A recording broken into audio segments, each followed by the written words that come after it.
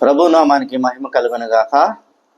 మీ అందరికీ మన ప్రభు అయిన యేసుక్రీస్తు నామమున శుభములు తెలియజేస్తున్నాను. ప్రియులారా, ఈరోజు మనం ధ్యానించే అంశము నిర్గమకాండము 13వ అధ్యాయము 17వ వచనం కానీ చూసినట్లయితే, మరియు ఫరో ప్రజలను పోనీయగా దేవుడు ఈ ప్రజలను యుద్ధము చూచుచున్నప్పుడు వారు పశ్చాత్తాపడి ఐగుప్తునకు తిరుగుదేమో అనుకొని ఫిలిస్తీన్ల దేశము సమీపమైనను ఆ మార్గమున వారిని నడిపింపలేదు. సో ఫిలిస్తీన్ల దేశము సమీపమైన అనగా కనాను దేశమునకు వాళ్ళు వెళ్ళాలనుకుంటారు.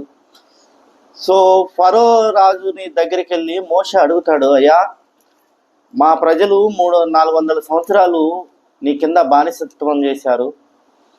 మీరు కానీ మమ్మల్ని వదిలితే మేము వెళ్ళి మా పితరులు నివసించిన దేశంలో అనగా కనాను దేశంలో మా దేవుణ్ణి ఆరాధించుకుంటాము అని అడిగినప్పుడు, నీ దేవుడు ఎవరో మాకు తెలియదు అని ఫరో ఎటకారంగా సమాధానం చెప్పిన తర్వాత దేవుడు ఫరోని 10 తెగుళ్ళ చేత బాధించి తన ప్రజలకి విడుదల కలుగజేసిన తర్వాత ఫరో ఇక్కడ మాట జరుగుతుంది అనమాట. 17వ వచనం, మరియు ఫరో ప్రజలను పోనీయగా అనగా ఫరో తన కింద బానిసత్వంలో ఉన్న ఇజ్రాయెల్ ప్రజలని పోనీయాలనుకుంటాడు. పోనీయగా దేవుడు ఈ ప్రజలు యుద్ధము చూసినప్పుడు వారు పశ్చాత్తాపడి ఐగుప్తునకు తిరుగుదురేమో అనుకొని ఫిలిస్తీన్ల దేశము సమీపమైనను ఆ మార్గమున వారిని నడిపింపలేదని ఇక్కడ దేవుడు సెలవిస్తాడనమాట. ఇక్కడ చెప్తున్నారు. అయితే ప్రియులరా, ఎందుకు దేవుడు ఫిలిస్తీన్ల దేశము సమీపమైన కనాను దేశం గుండా వెళ్ళాలి అంటే, ఫిలిస్తీన్ల దేశం సమీపమైనది కానీ ఆ దేశము గుండా పోనీయకుండా చుట్టూ తిరిగి వెళ్తానికి దేవుడు ఇష్టపడతాడు అనమాట తన ప్రజల్ని. ఎందుకు అంటే అక్కడ ఫిలిస్తీన్లు ఉన్నారు. ఏంటి ఫిలిస్తీన్లు ఉంటే వారి వల్ల ఏమన్నా భయమా? వారి వల్ల చనిపోయేంత ప్రమాదకరమైన విషయాలు ఉన్నాయా అంటే, ఇక్కడ ఫిలిస్తీన్ల నివసిస్తున్న దేశం అనేది ఏంటంటే దక్షిణ కనాను దేశము. అటు ఈజిప్ట్కి, ఇటు ఇజ్రాయెల్ దేశానికి మధ్య, ఇప్పుడున్న ఇజ్రాయెల్ దేశానికి మధ్య ఉంటుంది. నైలు నది యొక్క డెల్టా ప్రాంతము, దక్షిణ కనాను దేశం అనేది నైలు నది యొక్క మంచి సారవంతమైన ప్రాంతము. అట్లాంటి సారవంతమైన ప్రదేశంలో మధ్యధరా సముద్రం ఒడ్డునను దక్షిణ కనాను దేశపు దీనిలో నివసిస్తున్న ప్రజల్ని ఏమంటారంటే ఫిలిస్తీన్లు అన్నారు. అయితే ఎందుకు దేవుడు ఫిలిస్తీన్ల దేశం గుండా తన ప్రజల్ని తీసుకెళ్ళని అంటే, ఫిలిస్తీన్లు మనకి సమూయేలు గ్రంథంలో 17వ అధ్యాయంలో గొలియాత్ అనే ఒక క్యారెక్టర్ అనేది కనిపిస్తుంది. ఈ గొలియాతు దేనికి సంబంధించిన వాడంటే రెఫాయిం అనే వంశానికి సంబంధించిన వాళ్ళని చెప్పుకొస్తారనమాట. రెఫాయిం అంటే అర్థం ఏంటంటే ఏ షాడో ఆఫ్ డెత్ అని అర్థము రెఫాయిం అంటే. అయితే అంత భయంకరమైన వ్యక్తులు అనమాట ఈ రెఫాయిములు. అయితే వారి నుంచి వచ్చిన వీళ్ళే ఫిలిస్తీన్లు అని అనుకుంటారు జనం. కానీ ఫిలిస్తీన్లు ఎవరంటే, ఇక్కడ ఏజియన్ సముద్రం అనేది ఒకటి ఉంటుంది. మధ్యధరా సముద్రానికి అది యూరోప్ కంట్రీకి వెళ్తున్నప్పుడు ఏం చేస్తుందంటే ఏజియన్ సముద్రం అనేది ఉంది. ఏజియన్ సముద్రం అనగా మధ్యధరా సముద్రం యూరోప్ కంట్రీకి అనగా గ్రీసు దేశానికి దగ్గరగా వెళ్తున్నప్పుడు గ్రీసు దేశంలో ఉన్న కొన్ని ద్వీపకల్పాలలో విస్తరించిన సముద్రాన్ని ఏజియన్ సముద్రం అంటారు. ఈ ఏజియన్ సముద్రంలో ఉన్న ద్వీపకల్పాల గుండా వచ్చిన ప్రజలు ఏం చేస్తారంటే, క్రీస్తు పూర్వం 1175 సంవత్సరంలో ఐగుప్తు దేశం మీదకి దండెత్తి వస్తారు. అప్పుడు మన మోషే గారు ఎక్కడుంటారంటే తన మామ అయిన మోయాబు దేశంలో ఉంటాడు. అప్పటికి రారనమాట. అప్పటికి ప్రజలు విడిపించడానికి మోషే గారు ఇక్కడికి రారు. అయితే విషయం ఏంటంటే, ఎప్పుడైతే వీళ్ళు గ్రీకు దేశం నుంచి వచ్చిన ఈ మనుషులు ఎవరైతే ఉన్నారో ఆ మనుషులు దీని మీద ఈజిప్ట్ మీద దండెత్తుతాడు. అప్పుడు రాజు ఎవరంటే ఈజిప్ట్కి రామ్సేస్ III అనే రాజు ఉంటాడు. వీళ్ళు ఏం చేస్తారంటే ఐగుప్తు దేశం మీదకి దండెత్తి వచ్చినప్పుడు రామ్సేస్ III ఏం చేస్తారంటే తన దగ్గర ఉన్న విల్లుకారులతో ఈ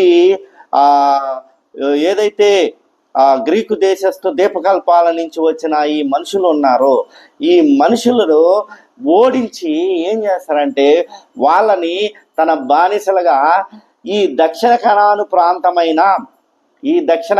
ప్రాంతమైన నైలు నది డెల్టా ప్రాంతంలో ఉంచుతాడు. అటు మధ్యధరా సముద్రానికి దక్షిణ కనాను ప్రాంతానికి మధ్య ఉన్న ప్రదేశంలో ఈ జనాన్ని ఉంచుతారు. అయితే ఈ జనానికి ఉన్న ప్రత్యేకత ఏంటంటే వాళ్ళు ఆజానుబావులు. ఈ ఆజానుబావులు ఏం చేస్తారంటే యుద్ధాలని బాగా ఇష్టపడతారనమాట. క్రూరమైన జాతి ఇది. ఈ అడవి జాతి మనుషులు అనమాట. సో ఐలాండ్ల నుంచి ద్వీపకల్పాల నుంచి వచ్చిన ఈ మనుషులు ఎవరంటే క్రూరమైన మనుషులు, ఆజానుబావులు. అయితే రామ్సేస్ III ఏం చేస్తారంటే తన మీదకి దండెత్తి వచ్చినప్పుడు ఈ ఫిలిస్తీన్లని ఈ ఆజానుబావులను ఓడించి అక్కడ వాళ్ళని తీసుకొచ్చి ఇక్కడ దక్షిణ కనాను ప్రాంతంలో పెడతాడు. పెట్టిన తర్వాత వారు ఏం చేస్తారంటే ఈ రామ్సేస్ మాటని ఏది చెప్తే అది వినటానికి సిద్ధంగా ఉన్న మనుషులు అనమాట. అయితే ఇక్కడ మనం తెలుసుకోవాల్సిన అంశం ఏంటంటే రామ్సేస్ ఏది చెప్తే అది ఇక్కడ జరగడానికి సిద్ధంగా ఉంది. అనగా వీళ్ళు రామ్సేస్ బానిసలుగా ఉంటారు. సో రామ్సేస్ ఏం చేస్తారంటే దక్షిణ కనాను ప్రాంతంలో వీళ్ళని ఉంచినప్పుడు వాళ్ళకి ఒక పేరు పెడతాడు, పులస్తీ అంటాడు వాళ్ళని. ఎందుకంటే ద్వీపకల్పాల నుంచి వచ్చిన జనం కాబట్టి, ఆజానుబావులు కాబట్టి వీళ్ళని ఏమంటారంటే పులస్తీ లేదా పాలెస్తీ అంటాడు. ఆ తర్వాత క్రమంలో వీళ్ళని ఏమన్నారంటే ఈ పాలెస్తీ లేదా పులస్తీ అనే వాళ్ళని ఏమన్నారంటే ఫిలిస్తీ అని అయిందనమాట. ఇలాగా దక్షిణ కనాను ప్రాంతంలో నివసిస్తున్న ప్రజలు ఎవరంటే ఈ ఆజానుబావులు ఎవరంటే ఫిలిస్తీన్లు. ఈ ఫిలిస్తీన్లను చూసి అప్పటిదాకా బానిసత్వంలో ఉన్న ఈ ఇజ్రాయేలు జనము ఎక్కడ భయంతో భయపడి పారిపోతారని దేవుడు ఏం చేస్తాడంటే ఇక్కడ వారిని ఆ దేశము గుండా పోనీయకుండా చుట్టు మార్గంలో తీసుకెళ్లాలని అనుకుంటాడు. అయితే దేవుడికి ఇక్కడ నిర్దిష్టమైన ప్రణాళిక ఉంది. తన ప్రజల పట్ల దేవునికి నిర్దిష్టమైన ప్రణాళిక ఉంది. ఏంటిది ఆ ప్రణాళిక అంటే రామ్సేస్ని 10 తెగుళ్ళ చేత బాధ పెట్టినప్పుడు రామ్సేస్కి కోపం వస్తుంది. వీళ్ళని ఎలాగైనా నాశనం చేయాలనే కోపం కూడా ఆయనకి కలుగుతుంది అనమాట. అయితే ఆయన కలిగిన కోపాన్ని బట్టి ముందు నాశనం చేయాలి, నా దగ్గర నుంచి బానిసత్వం నుంచి వెళ్ళిపోతున్న వీళ్ళకి స్వతంత్రం లభిస్తుంది, ఈ స్వతంత్రాన్ని వీళ్ళు అనుభవించకూడదని ఇక్కడ రామ్సేస్ IIIకి ఏం చేస్తుందంటే ఒక కోపము, బాధ అన్నీ కలిగి ఒక ఈర్ష, ద్వేషం అన్ని కలిగి ఏం చేస్తాడంటే 2 రకాల పన్నాగాలు పన్నుతాడు. ఒకవేళ కానీ వీళ్ళు కనాను దేశం వెళ్ళాలనుకుంటే ఖచ్చితంగా వీళ్ళు దగ్గరగా ఉన్న ఈ దక్షిణ కనాను దేశం గుండా, అనగా ఫిలిస్తీన్లు నివసించుతున్న ఈ దేశం గుండా వెళ్ళాలి. లేదు అనుకుంటే కంపల్సరిగా ఈ ఎర్ర సముద్రం దాటి వెళ్ళాలి. ఒకవేళ కానీ దక్షిణ కనాను దేశం గుండా వెళ్ళాలి, అనగా ఫిలిస్తీన్లు నివసిస్తున్న దేశం గుండా వెళ్ళాలి అనుకుంటే ఫిలిస్తీన్లు నా వాళ్ళు కాబట్టి, నా బానిసలు కాబట్టి ఈ బానిసలకి చెప్పి వీళ్ళని చంపేయాలి, ప్రతి ఒక్కరిని నాశనం చేయాలని రామ్సేస్ యొక్క ప్రణాళిక. అదే విధంగానే ఒకవేళ కానీ ఎర్ర సముద్రం దగ్గరికి వచ్చినప్పుడు కంపల్సరీగా వాళ్ళు సముద్రాన్ని దాటలేరు. అప్పుడు నేనేం చేస్తానంటే నా సైన్యాన్ని తీసుకెళ్ళి ఎర్ర సముద్రం దగ్గర వీళ్ళని హతం చేయాలని ఇక్కడ రామ్సేస్ III ఏమనుకుంటాడు, ఒక ప్రణాళిక రచించుకుంటాడు. అయితే ప్రజలు భీతిల్లకుండా ఏం చేస్తాడంటే దేవుడు తన ఆ ప్రణాళిక ద్వారా ఎర్ర సముద్రం దగ్గరికే తీసుకొస్తాడు. మోషేకి చెప్తాడు, మోషే మీరు ఆ ఫిలిస్తీన్ల దేశం గుండా వెళ్ళొద్దు, యుద్ధము జరిగితే మన జనాంగము ఏమవుతారంటే భయపడతారు, భయపడి వారు తిరిగి మళ్ళీ రామ్సేస్కి బానిసలుగా వెళ్తారు. కాబట్టి అందుబట్టి వీళ్ళు ఏం చేస్తారు, వీళ్ళ ఈ దేశము గుండా తీసుకెళ్ళొద్దు, కనాను దేశం గుండా, దక్షిణ కనాను దేశం గుండా, అనగా ఫిలిస్తీన్లు నివసిస్తున్న ప్రదేశం గుండా తీసుకెళ్ళొద్దు కనాను దేశం కానీ చెప్తాడు. అందువల్ల ఏం చేస్తారంటే మోషే ఆ ఫిలిస్తీన్లు నివసిస్తున్న దేశము గుండా వెళ్ళకుండా ఏం చేస్తారంటే ఇక్కడ నిర్గమకాండము 13వ అధ్యాయము 17వ వచనంలో ఉన్న సిచ్యువేషను ఇది జరిగిందనమాట. చాలా మంది ఏమంటారంటే, ఒక ప్రబుద్ధుడు, శివశక్తి ప్రబుద్ధుడు ఏమని చెప్తూ ఉంటాడంటే, దేవుడు బలవంతుడు కదా, ఆ ఫిలిస్తీన్ల దేశం కూడా పోనిచ్చి వాళ్ళందరినీ నాశనం చేసి అటుకుండా తీసుకెళ్ళొచ్చు కదా. ఈ మోషే అనేవాడు ఏం చేస్తాడంటే రామ్సేస్కి, ఫరో రాజుకి అబద్ధాలు చెప్పి తన జనాంగాన్ని తీసుకొచ్చి ఎర్ర సముద్రం గుండా తీసుకెళ్లాల్సిన అవసరం ఏంది? దేవుడు సర్వశక్తిమంతుడైతే ఆ యెహోవా దేవుడు సర్వశక్తిమంతుడైతే ఆ ఫిలిస్తీన్లు నాశనం చేసి ఈ ఫిలిస్తీన్ దేశం గుండా కనాను దేశంకి వెళ్ళొచ్చు కదా. అలా వెళ్ళకుండా ఈయన ఇటెందుకు తీసుకొచ్చాడు అంటే ఆయన సర్వశక్తిమంతుడైన దేవుడు కాదనే కదా అని ఒక ప్రబుద్ధుడు చెప్తూ ఉంటాడు వీడియోలో. కానీ బాధ వేస్తుంది అటువంటి మాటలు వింటే. అక్కడ ఫరో పన్నిన పన్నాగాన్ని దేవుడు తెలుసుకొని ఏం చేస్తాడంటే మోషేకి ఒక ఆజ్ఞని జారీ చేస్తాడు. అయ్యా మోషే, నువ్వు ఆ ఫిలిస్తీన్లు నివసిస్తున్న దేశం గుండా వెళ్తే జరిగే పరిస్థితి ఇది అని మోషేకి తెలియజేసినప్పుడు మోషే ఏం చేస్తాడంటే తన జనాంగాన్ని ఫిలిస్తీన్ దేశం గుండా తీసుకెళ్లకుండా ఎర్ర సముద్రానికి దగ్గరికి తీసుకొస్తున్నాడు. అయితే ఇక్కడ కూడా వాళ్ళకి కష్టం వస్తుంది. కష్టం వచ్చినప్పుడు ఏం జరుగుతుందంటే దేవుడు అగ్ని స్తంభంలాగా నిలబడి వాళ్ళని ఎర్ర సముద్రాన్ని దాటించి కనాను దేశానికి తీసుకెళ్తాడు. ఇది స్టోరీ. అయితే ఇక్కడ నేను చెప్పాలనుకున్న అంశం ఏంటంటే, ఎవరి ఫిలిస్తీన్లు అంటే ద్వీపకల్పాల నుంచి వచ్చిన ఆజానుభావులు, 6 అడుగుల ఆజానుభావులే ఈ ఫిలిస్తీన్లు. అయితే వీళ్ళు ఎక్కడ ఉంటారు? 5 పట్టణాలు అనేవి వీళ్ళకి ప్రధానమైనవి. అందుట్లో ఆషోదు అనే పట్టణము, తర్వాత ఆస్కేల్ అనే పట్టణము, గాజా అనే పట్టణము, ఎక్రోన్ అనే పట్టణము, గాతు అనే పట్టణాల దగ్గర వీళ్ళు నివసిస్తూ ఉంటారు. అయితే ఎప్పుడైతే ఈజిప్టు రాజ్యము బాగా ప్రబలినంత కాలము, ఈజిప్టు రాజ్యము బాగా సౌఖ్యముగా ఉన్నంత కాలము వీళ్ళు ఫరో రాజుకి ఏం జరిగాయంటే బానిసత్వం చేశారు. తర్వాత ఎప్పుడైతే ఈజిప్టు రాజ్యము పతనమైందో, అనగా అషూరు రాజులు ఎప్పుడైతే ప్రబలలేరు, అప్పుడు అషూరు రాజ్యం ఎప్పుడైతే మొదలైందో, వారి యొక్క ప్రభావం మొదలైందో, ఈజిప్టు పతనం స్టార్ట్ అయింది. సో ఈజిప్టు పతనాన్ని స్టార్ట్ అయిన తర్వాత ఈ దక్షిణ కనాను ప్రాంతంలో నివసిస్తున్న ఈ పులస్తే లేదా పెలెస్తే అనే ఈ ప్రజలు ఏం చేశారంటే ఒక రాజ్యముగా ఏర్పడాలి. ఈ రాజ్యం ఈ 5 పట్టణాలని, ఏమేమి 5 పట్టణాలని? ఆషోదు, ఆస్కాలిం, తర్వాత గాజా, ఎక్రోను, గాతు అనే ఈ 5 పట్టణాలని కలుపుకొని ఒక రాజ్యంగా ఏర్పరచుకొని ఏం చేశారంటే ఫిలిస్తీన్ల దేశంగా ఏర్పడ్డారు. వాళ్ళనే ఆ ఫిలిస్తీన్ల దేశంలో నివసిస్తున్న ప్రజల్ని ఏమంటారంటే ఫిలిస్తీన్లు అని అంటారు. అయితే ఈ ఫిలిస్తీన్లు అందరూ ఆజానుభావులేనా అని మనం అర్థం చేసుకోవాలి. అందరూ ఆజానుభావులు కాదు, కానీ ఈ ఆజానుభావులంతా 1-2 ఉండొచ్చు. కానీ అంత మాత్రాన వాళ్ళంతా బలవంతులని అనుకోవటానికి మనకి అవకాశం లేదు.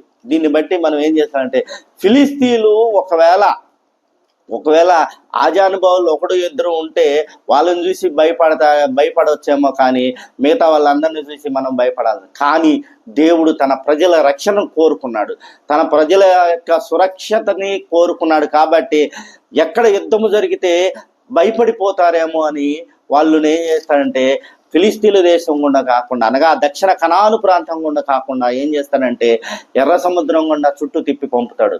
అయితే తర్వాత కాలంలో తర్వాత కాలంలో ఎప్పుడైతే అష్షూరు రాజ్యము ప్రభావం బయలుదేరిందో అప్పుడు ఐగుప్తు రాజ్యము యొక్క ప్రభావం అనేది పడిపోయింది. పడిపోయిన తర్వాత ఫిలిస్తీన్ల దేశం ఏర్పడింది.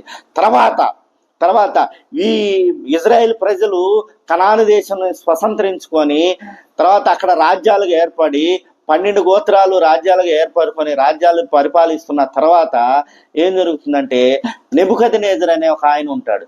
నెబుకద్నెజరు కల్దీల దేశం, కల్దీల రాజు ఆయన ఏం చేస్తారు, నెబుకద్నెజరు అని ఆయన ఏం చేస్తారంటే ఈ కనాను దేశం మీదకి దండెత్తి వస్తాడు. అనగా ఆ ఉత్తర ఇజ్రాయెల్ రాజ్యం మీదకి దండెత్తి వస్తాడు. అట్టి విధంగానే ఉత్తర ఇజ్రాయెల్ రాజ్యాన్ని అనగా ఇజ్రాయేలు యూదులుగా విడిపోయిన తర్వాత 2 రాజ్యాలుగా విడిపోయిన తర్వాత ఉత్తర రాజ్యాన్ని మీదకి ఈ నెబుకద్నెజరు అని ఆయన కల్దీల రాజు ఏం చేస్తాడంటే ఇక్కడ వీళ్ళ మీదకి దండెత్తి వచ్చి పనిలో పనిగా ఈ ఫిలిస్తీన్లను కూడా ఏం చేస్తాడంటే జయించి వాళ్ళని ఈ ఇజ్రాయెల్ రాజ్యంలో ఉన్న ప్రజలతో పాటు ఈ ఫిలిస్తీన్లను కూడా ఏం చేస్తారంటే అక్కడికి కల్దీల దేశానికి తీసుకెళ్లి బానిసలుగా పెట్టుకుంటాడు. అక్కడ ఈ కల్దీల దేశంలో ఈ ఫిలిస్తీన్లు అనేవాళ్ళు బానిసలుగా ఉంటూ అక్కడ ఉన్న ఆచార వ్యవహారాలతో వీళ్ళు కూడా మునిగిపోయి అప్పుడు దాకా మేము ఫిలిస్తీన్లము ఆజానుభావులు అని చెప్పుకున్న వీళ్ళు ఒక మైనార్టీ తెగగా ఉండి ఏం చేస్తారంటే అక్కడున్న వాళ్ళని ఇంటర్ క్యాస్ట్ అంతర్వివాహాలు చేసుకొని ఏం చేస్తారంటే వాళ్ళ సంస్కృతిలో భాగమైపోయి తర్వాత కాలంలో ఏం చేస్తారంటే క్రీస్తు పూర్వము 6వ శతాబ్దం వరకు వీళ్ళు కనిపిస్తారు. తర్వాత ఈ ఫిలిస్తీన్లు అనే వాళ్ళు ఏమయ్యారన్నది తెలియదు. ఎందుకంటే అక్కడ కల్దీల దేశమైన బబులోను రాజ్యంలోకి వీళ్ళని చెరపట్టుకుపోయిన తర్వాత వీళ్ళు అక్కడ ఆచార వ్యవహారాల్లో మునిగిపోయి అక్కడ ఆచార వ్యవహారాలని అక్కడ పిల్లల్ని పెళ్లి చేసుకుంటూ వీళ్ళ పిల్లల్ని వాళ్ళకి ఇచ్చుకుంటూ వాళ్ళ పిల్లల్ని వీళ్ళు చేసుకుంటూ ఏం చేస్తారంటే కల్దీలుగా మారిపోయి ఈ వీళ్ళ తెగరే క్రీస్తు పూర్వం 6వ శతాబ్దం తర్వాత వీళ్ళకి వాళ్ళ ఉనికిని కోల్పోయారు. ఇది బైబుల్ పరంగా కానీ చరిత్ర పరంగా కానీ చూసుకుంటే ఫిలిస్తీన్లు.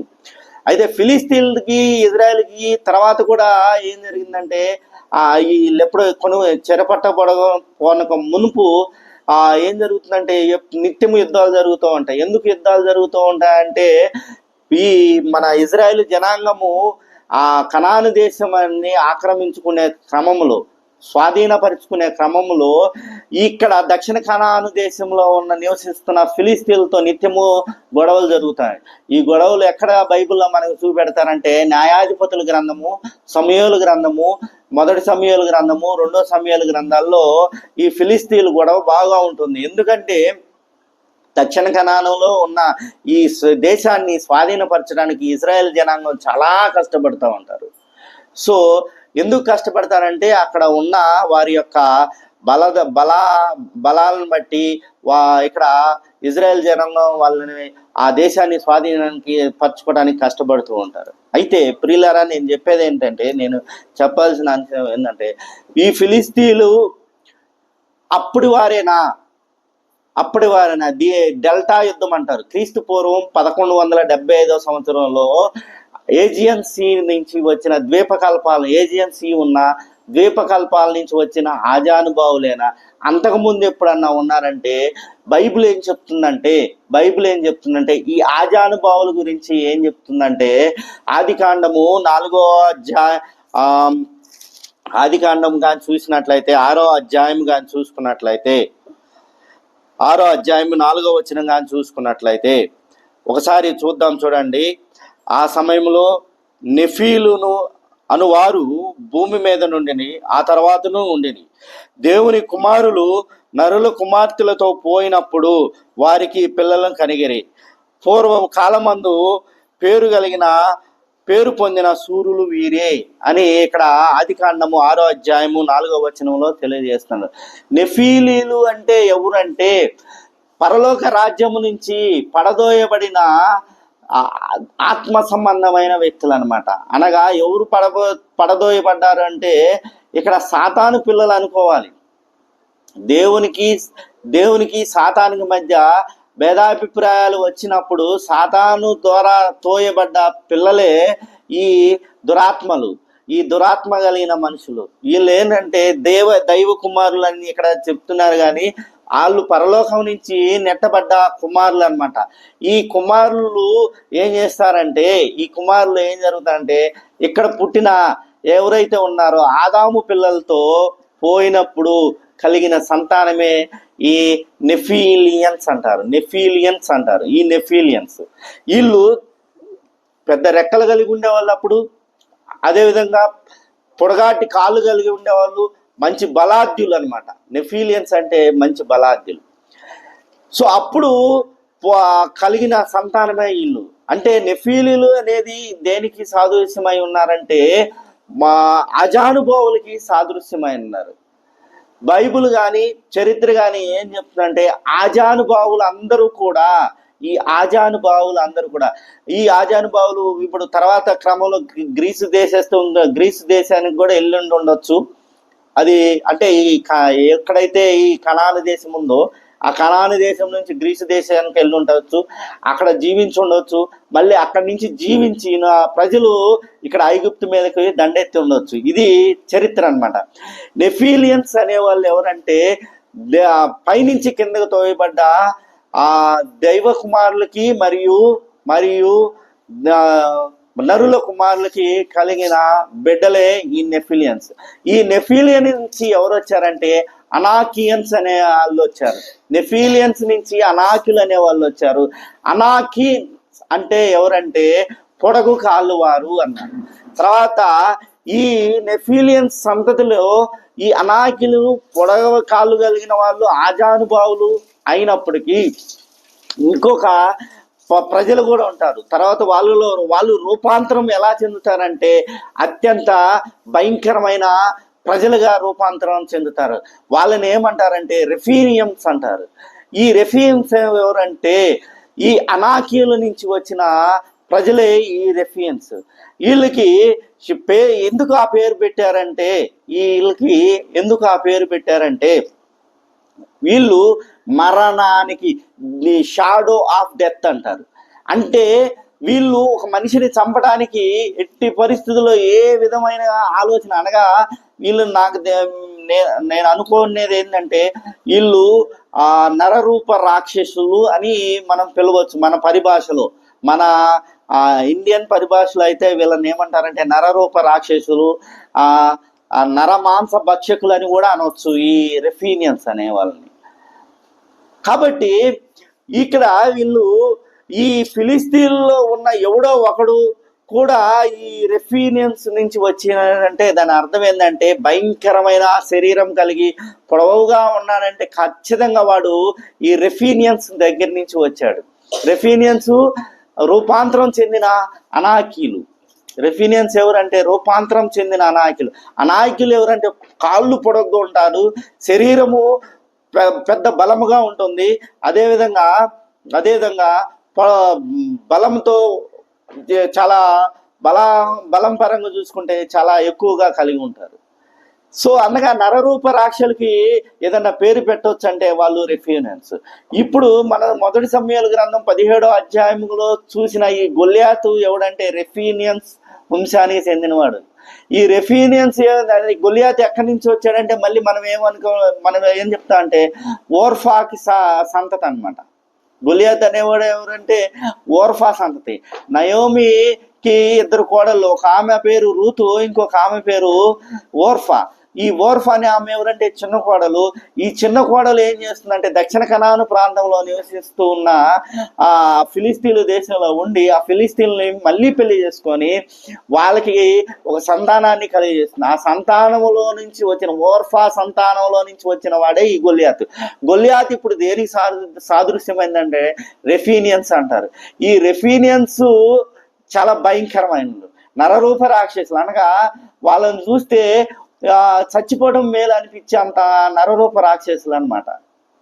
అనగా అనాయకులు ఏ విధంగా రూపాంతరం చెందిన నరరూప రాక్షసులుగా రూపాంతరం చెందిన వాళ్ళు అనమాట. అలా రూపాంతరం చెందిన వంశంలో పుట్టినవాడే ఈ గొల్యాతు. అయితే ఇప్పుడు నేను చెప్పాల్సిన అంశం ఏంటంటే, నెఫీలియన్స్ను చూసి కానీ, లేకపోతే అనాకీలను చూసి కానీ, తర్వాత ఈ రెఫాయిమ్స్ను చూసి కానీ మనం భయపడాల్సిన అవసరం లేదు. ఎందుకంటే ఈ రెఫాయిమ్స్ వంశంలో నుంచి వచ్చిన ప్రజలని ఈ సమూయేలు గ్రంథంలో ఏం చేశారంటే దావీదు వంశస్థులు చంపేస్తారు, కనిపించిన చోటలా చంపేస్తాడు.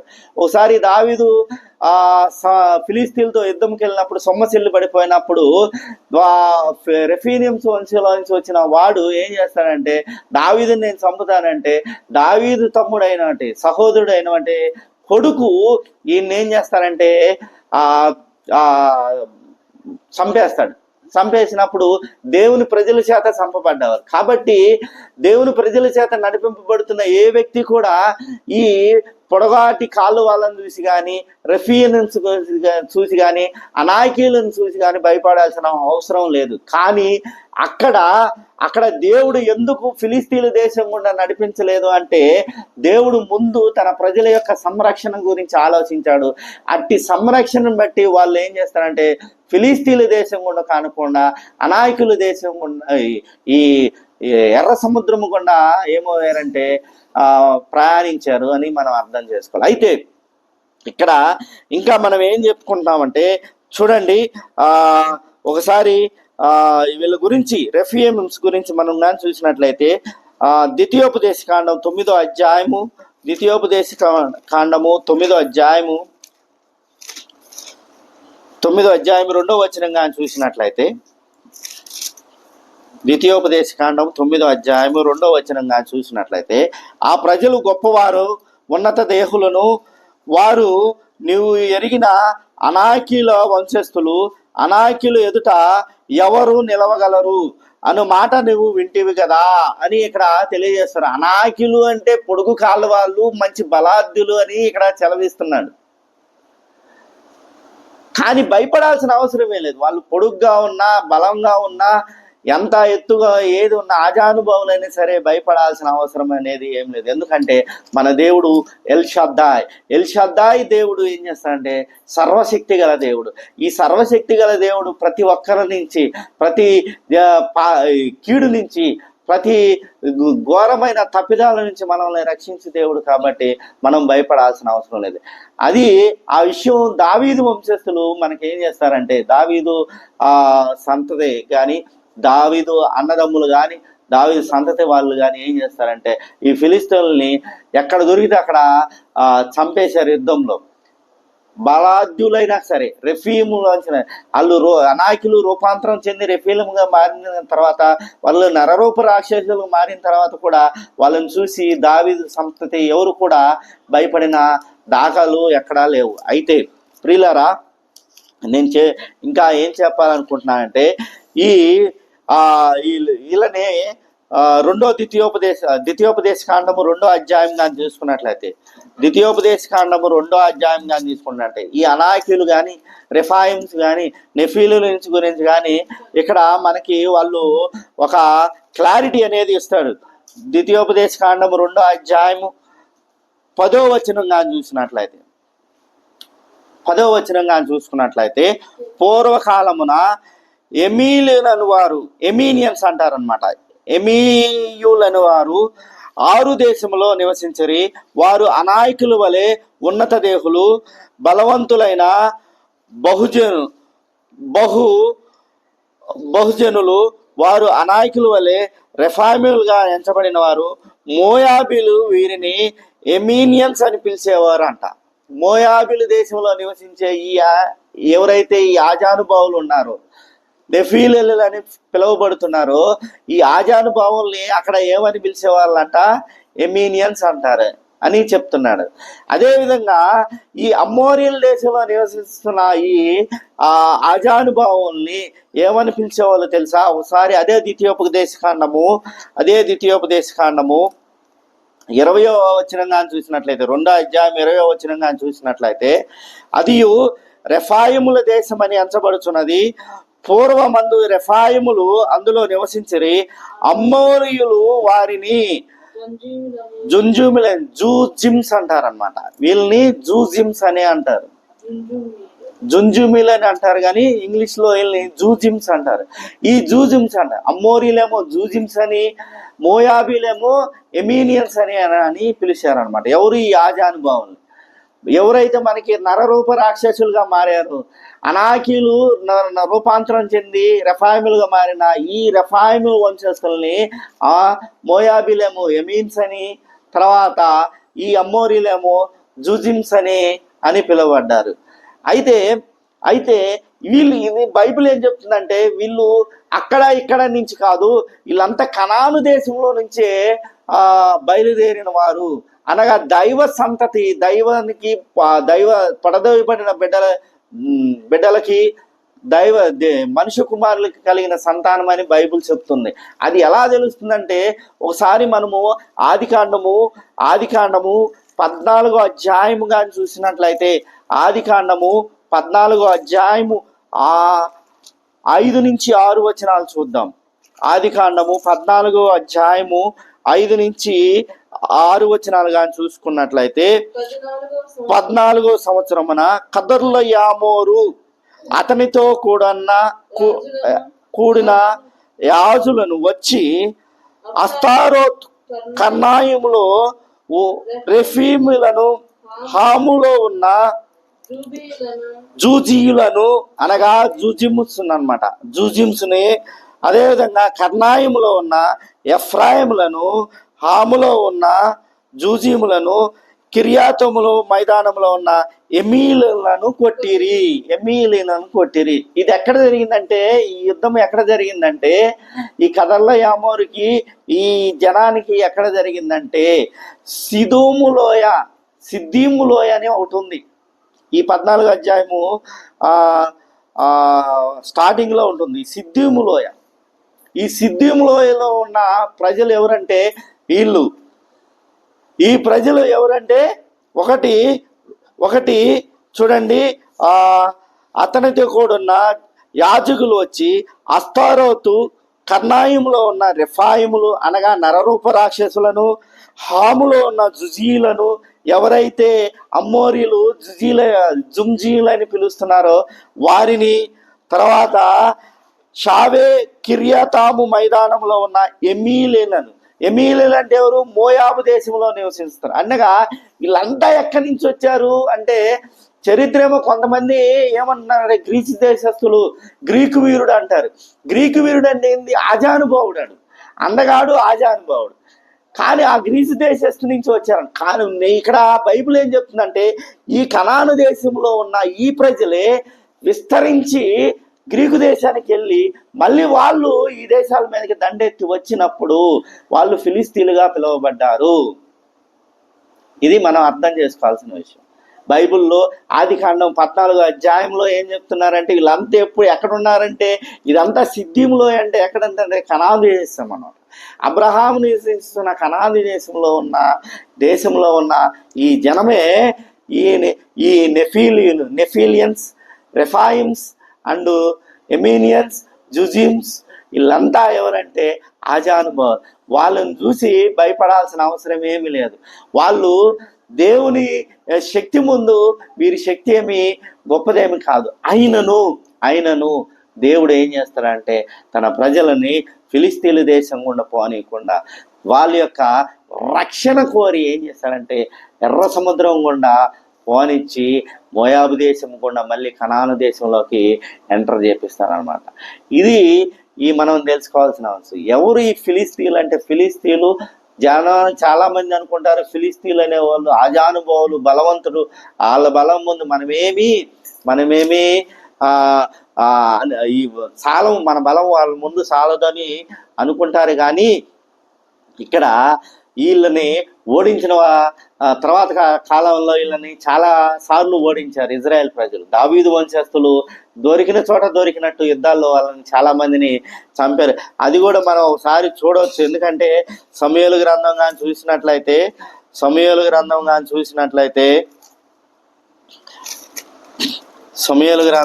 చూసినట్లయితే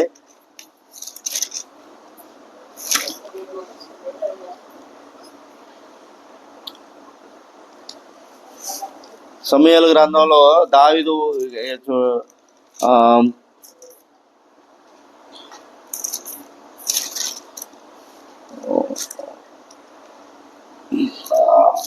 20వ అధ్యాయం అనుకుంటాను, 2 సమూయేలు.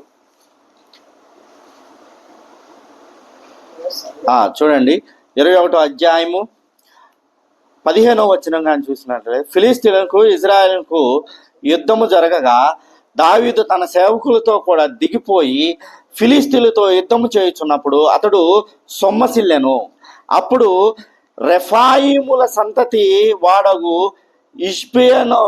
ఇష్బెయన్ అను వాడొకడు ఉండెను. అతడు ధరించి ఉన్న ఖడ్గము కొత్తది, వాని ఈటె 300 తులముల ఎత్తడి గలది. నేను దావీదుని చంపెదనని అతని చెప్పి ఉండెను. సెరియా కుమారుడైన అభిషై రాజుని ఆదుకొని ఆ ఫిలిష్తీయులను కొట్టి చంపెను. ఏ ఫిలిష్తీయులని? రెఫాయిముల వంశస్థుడైన ఏం పేరు? ఇష్బియోలు అని రాసిన ఇష్బియన్ అంటాడు అన్నమాట. వాడిని ఇష్బియన్ని ఏం చేస్తారంటే చంపుతాడు. అంటే ఫిలిష్తీయులు అందరూ కొంచెం ఆజానుభావులు అయి ఉండొచ్చు, పొడవుగా ఉండొచ్చు, కానీ వాళ్ళని ఏం చేశారంటే ఈ దావీదు వంశస్థులు ఎక్కడ కూడా లెక్క చేయలేదు. ఎందుకంటే దేవుడు వాడి పక్షాన ఉన్నారు.